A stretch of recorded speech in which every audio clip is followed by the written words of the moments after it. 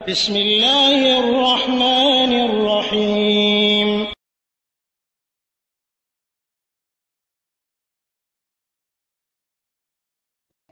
আসসালামু আলাইকুম রহমতুল্লাহি বারাকাতুহু। আমাদের একবার প্রশ্ন যে হাতে এবং পায়ে মেহেদি দেওয়া যাবে কিনা। আমরা বলবো যে রং ব্যবহার করে এটা মহিলাদের কাজ। সুতরাং মেয়েরা হাতে এবং পায়ে মেহেদি দিতে পারবে, কিন্তু পুরুষরা নয়।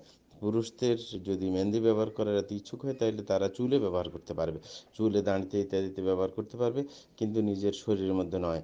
কারণ শরীরে রং ব্যবহার করে এটা মহিলাদের কাজ।